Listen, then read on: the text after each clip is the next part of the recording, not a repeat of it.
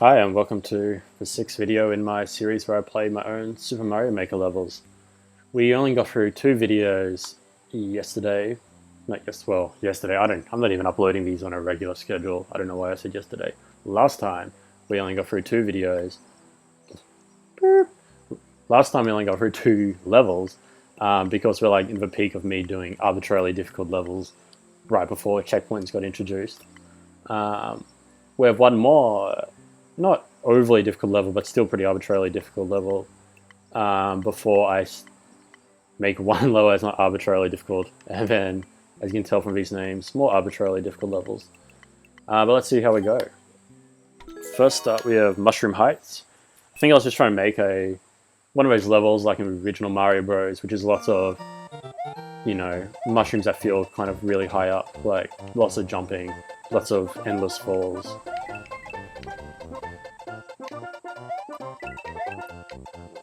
So lots of verticality, I guess. I don't think you can get up there. I don't think you can cheat. So I've added this puzzle. This guy walks onto the P-switch, and then because he walks onto the P-switch, the platform you're standing on disappears. So you have to jump before he walks onto the P-switch. Which, again, I stole that from a level I played. It was a level which was a race. Oh dear. Oh no. What was it? It was a race between you and a large Koopa Troopa. I think it was like meant to be like that part of Super Mario 64, I think it is, where you have to race a Koopa Troopa. And essentially, if a Koopa Troopa gets to the end of the course before you do, he'll hit a P-switch, which means you'll die. Like blocks fall and you die, and he's on like really fast conveyor belts and stuff. Anyway, my use of it is much more bland. Also imperfect as well, because it's under there that the P-switching thing is. And he respawns when you walk through the door, so if you're slow, he'll hit the P-switch again just when you're doing this part. Anyway. So I figured out you could like turn rails into circles if you shook a diagonal rail, and added these bits where you have to get around the blades. So if you stand on the platform for too long, you will end up hitting the blade. Then this one, you go jump here, then like a sneaky jump onto there. And then here you've got nowhere to go. That guy stands on a beanstalk, so return of my walking on a beanstalk to make things go down thing. And also, the same as that Koopa Troopa at the start, using Koopa Troopas to flick switches. But really you can just jump down here because it's not like there's fall damage or anything. But ideally the new player wouldn't know where to go.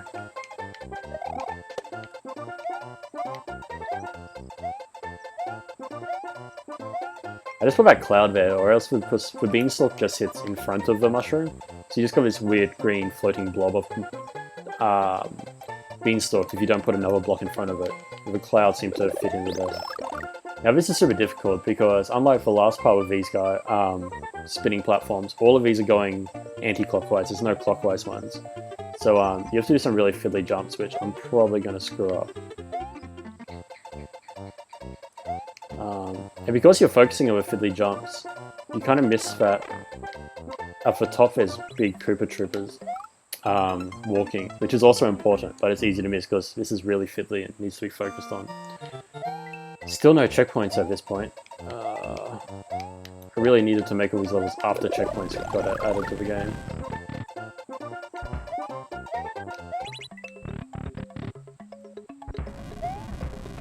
Whoops.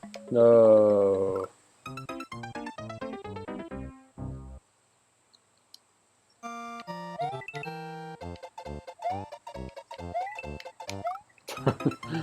Oh, what even was that?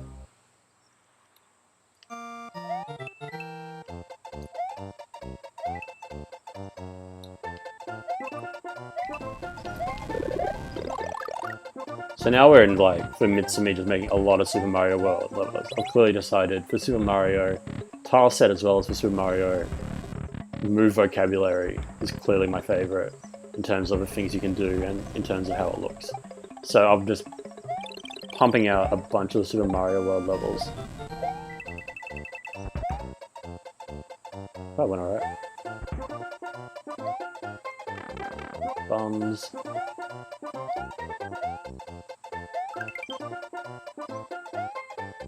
Yellow.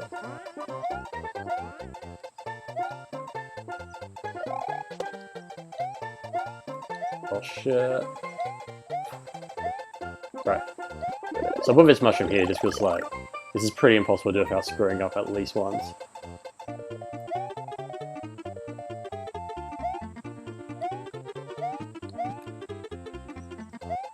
Because you kind of, like, got to be right on the edge of a platform. Oh no, what did I just do? Oh, I busted it right at the end. I forget why that P-switch matters. Why does it matter?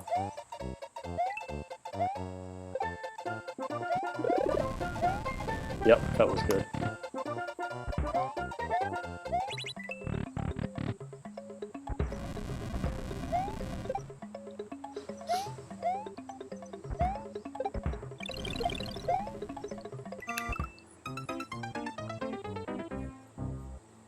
Not sure why I put that guy there. Just to be annoying, I guess.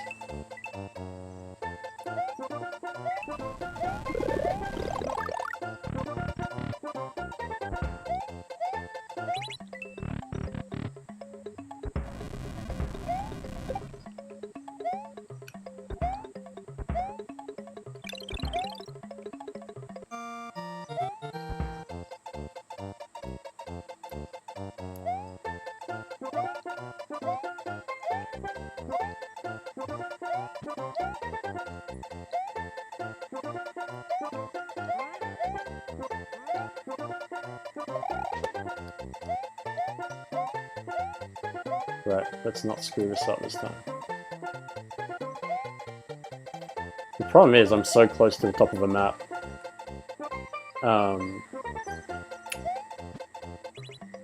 That top part I've added on with those Koopas is just in your way now. Oh yeah, you gotta like, no, damn it. That's why the P-switch matters. What was I thinking? That seems to be my mantra for this series. What was I thinking?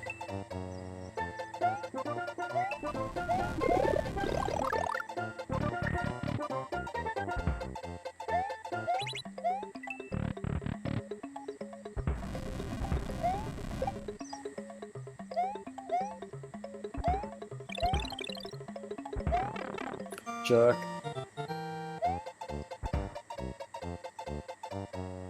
Yeah, like I just don't think the one where they're all going the same direction is as fun as I thought it was when I made it. It's actually just really fiddly and annoying.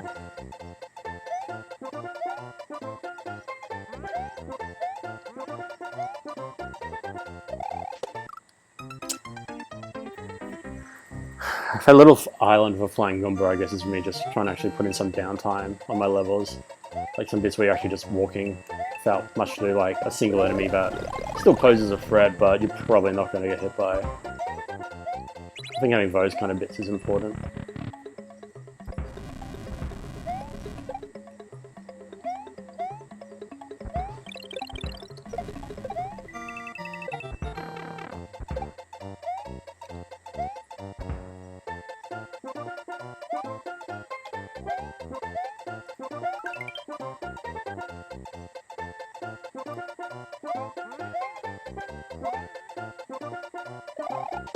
Whoa.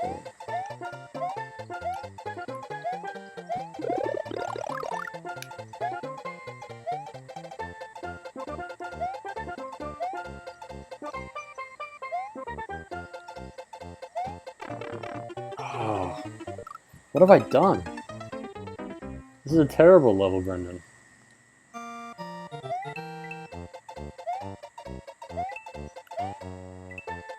It'd be fine if I was a checkpoint right before that puzzle. Or if I made it so you couldn't fail, that would be fine too. Like if you fell, I mean. Obviously you can fail from dying on the spike wheels.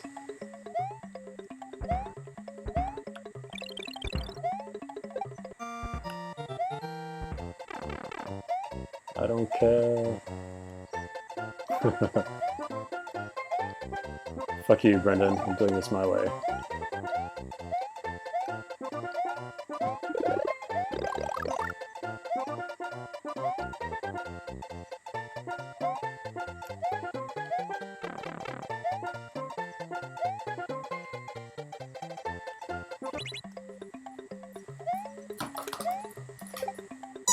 Oh no.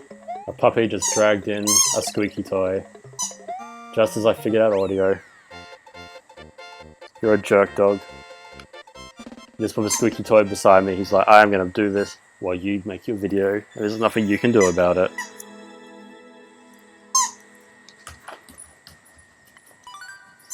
Right, so that was Mushroom Heights. We made a second Mushroom Heights, which I think is a lot better. Oh my god, get the squeaky toy out of my face. Oh, good times. Anyway, so yeah, so at that point, making a lot of arbitrarily difficult levels, and still watching Todd Harper try to play them on his Let's Play channel. Just getting really frustrated at all of them. He just could not stand them. Almost like this squeak toy. And I was kind of realizing that as much as I was enjoying making these really hard levels, they're just not fun to play, which is fine. You don't need to make a level that's fun to play. There's nothing wrong with that. But I feel like I should probably start to challenge myself a bit more to make a level that's challenging without being arbitrarily difficult. But it not patronizingly easy either. So I made this one, which I jokingly subnamed Todd Study 1. So it's got a lot of the same challenges in it, but you know, same kind of challenges as my hard levels, but presented in a more forgiving way. So you've got this really long jump here. You have to go right back to the edge of a screen and do it. But you know, the coins tell you got to jump high. It's right at the start, so if you miss it, doesn't matter. More spinning on piranha plants, but like in a really simple way. You can even jump over them if you wanted to. But you know, they're still there to jump on if you want. I think I just made Mushroom Heights, so you kind of got the same looking level. Added that little troll bit there, which, like, you know, it's gonna screw you over once, but hopefully you learn it and it doesn't screw you over again. So I guess I was really trying to push the limits of Todd-friendly design. Because if it's unfair, Todd would let me know. Here's the same puzzle I used in Jerk Course Study 2. But again, it's a bit more patient. You got a bit more time to get to it. In a pretty free flying section. Some question marks. Some flying chomps or whatever they're called. But not that many, like... You're not going to get in your road. So really just trying to make it like less in-your-face difficult, really. Less Findlay as well.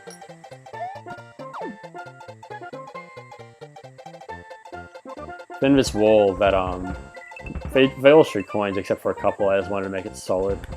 But as Todd pointed out to me, you can easily just jump over here, which was an accident. I made them all one hop too low, so the entire level's broken. And you can skip this entire second section. The idea was you fly up to where the airships are, and then you have to go through the airships. I was thinking that moving block there would be like an anchor, kind of like what actually happens in Super Mario Bros. 3, I think. Sorry about that squeaking. You can blame the dog. He's a very cute dog though, so, you know. Trying to make the airships look like airships. Again, added some puzzles, but not too many. Not puzzles, challenges.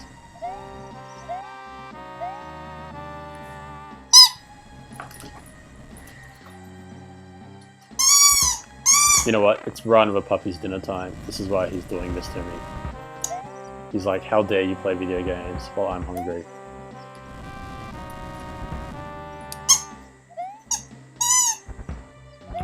Oh no, what did I do? Oh, nearly jumped off you. Hurry! He just pushed the damn toy into my hand and made me miss the jump.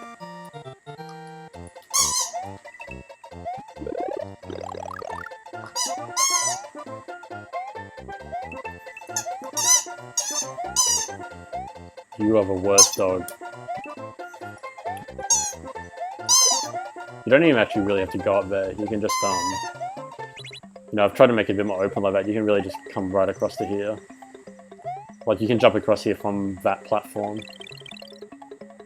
I think that makes levels a lot more satisfying for a lot of players. Like, deliberate obsoleteness that you can jump, bypass. You know, challenges you can do if you want, but that you don't have to do. Which was probably easier in the original games, because things like points and one-ups actually mattered, so you could have rewards for doing extra bits. But here, all the rewards in Mario are really intrinsic rather than external. Extrinsic? Right, what's that word? You know, they're all intrinsic rewards, you just do it because it's satisfying. Where one-ups, coins, points, none of that really means anything here. Except maybe if you're doing a 100 Mario challenge, but, you know, unless it's on expert difficulty, the lives don't even really matter. Thanks, Harry.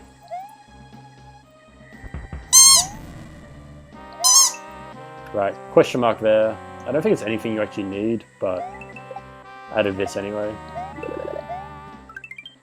Yeah, just a one-up. Door here, door underneath, but the door doesn't go there, the door goes inside the airship. Which is of course bigger on the inside, because whatever. It's really hard to see the cannonballs in this part because of all the windows in the background. Then you kind of have to get to this door and you gotta avoid all the cannonballs.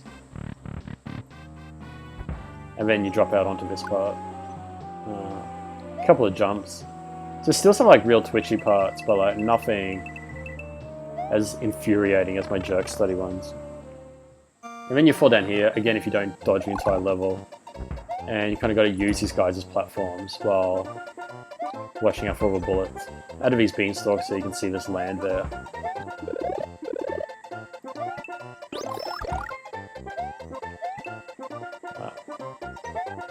This is just some nice reward. All these coins you can't get to, so you just rock them all down.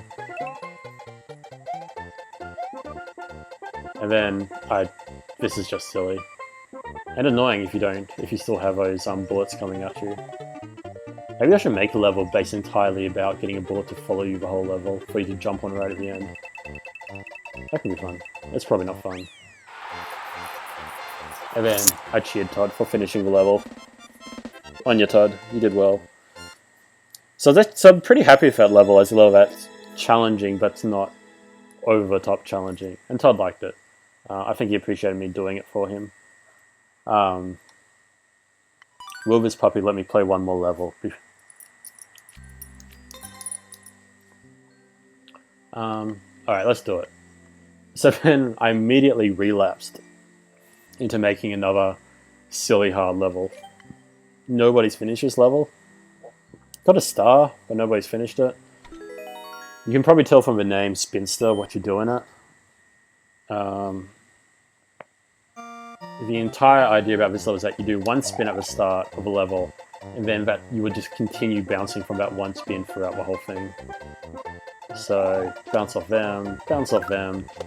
Like, there is nowhere that is safe to stand on this level. The entire level is spinning. Which, like, again, is like my favorite mechanic in the level, in the whole game. Climb the walls with these guys. Once it gets to the top, you kind of want to hold down the trigger to do these giant spins, because it's easier to steer when you're kind of doing really high ones. You got to get across to this guy, to this guy, to this guy.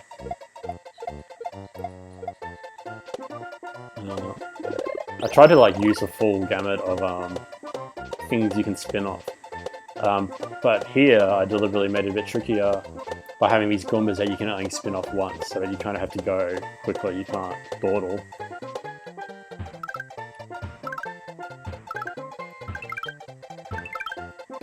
But you can hang out here if you want to get the mushroom. Then you gotta make sure you're not holding the other trigger there, or else you'll have another like spike dude blasted in your face by the cannon.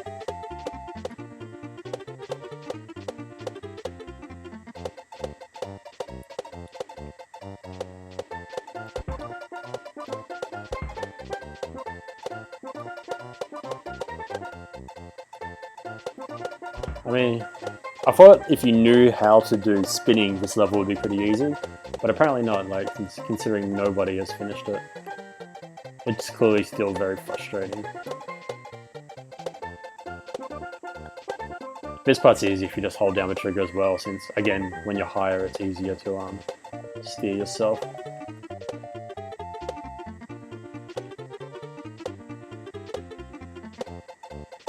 This caterpillar's here so that you can actually wait in front of that gun so that it actually shoots a spike thing for you. because if you waited directly above it, you would do that. So this added a little bit of a tricky bit. You gotta jump back to this guy, and then jump forward. I'm really happy with that puzzle, but I don't think other people are. And then you can kind of just jump down. I really like that level.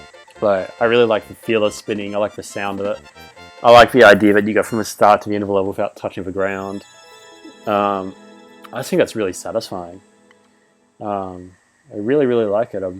I wish more people had finished it.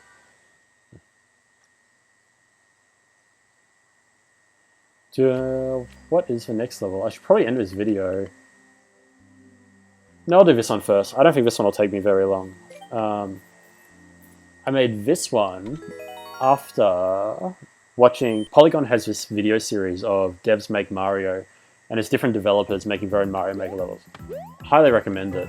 And I'd pretty much completely ignored the 3D Mario tile set because I hate the look of it. It just looks so bland.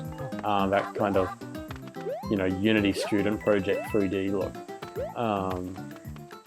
But I watched Tim Rogers' one of that video series and realised there's actually some really nice things you can do with the moveset for this. The obvious one is the wall jumps. But the less obvious one, you got the spin like in Super Mario World. But if you do the spin in midair, you kind of get a little bit more distance to your jumps. Just like single spin. So I just wanted to make this Findlay one that kind of exploited that. So like this jump here, if you just jump, you're not going to make that. But if you jump and then swirl, you will make it.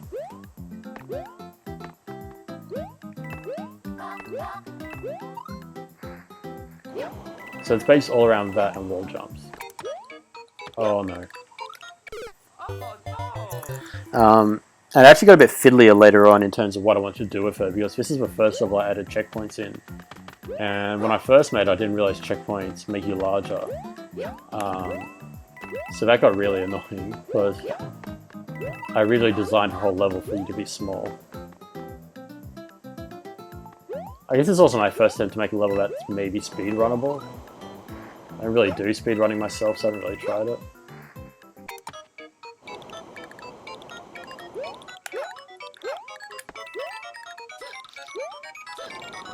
There's a secret one up over on that beanstalk. I think. Okay, maybe not. Maybe it's just there.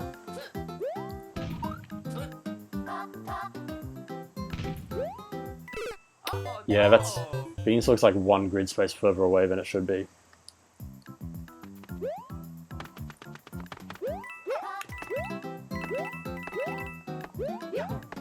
I'm really happy with like that whole section. I think it's really satisfying. You do it fast enough, you get here and you can go on here straight away. Oh, that was dumb.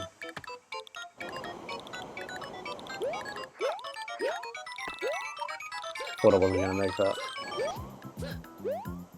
I haven't really gone for anything visually appealing with this one. I haven't really bothered hiding these beanstalks at all. They're just floating there for no reason. No! Checkpoint's just up there.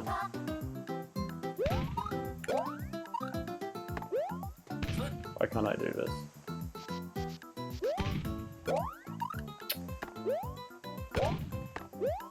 See, because he's got to wait till it's high, but not so high that you die when you hit it. What's wrong with this? Alright, well at least I hit the checkpoint, so I can make it now if I die. Yeah, screw it. Let's just die and go to the checkpoint. I'm not sure why I'm struggling with that.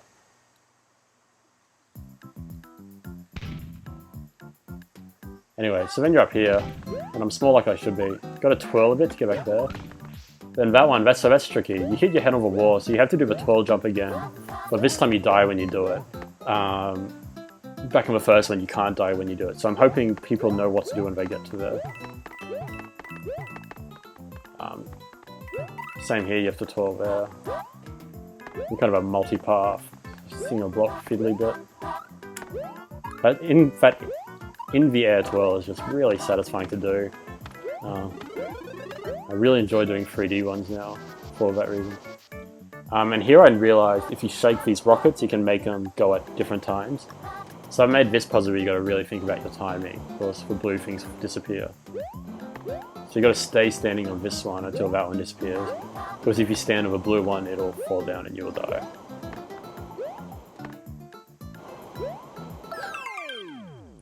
So yes, I'm pretty happy with that one. You know, it says in its name that it's Findlay, so I don't feel like I'm cheating anyone. But yeah. So there are some more levels. How many levels did we play in this video? 3 or 4? Oh, we did 4 levels, great. Nearly through them all now. The next 4 are real challenging ones. And then some less challenging ones. But yeah, the next 4, man. That's about the time I wrote my blog post about anti-player kind of design, because I was really enjoying making these. Skills tests in particular, I'm really looking forward to showing you. But we will do that in the next video.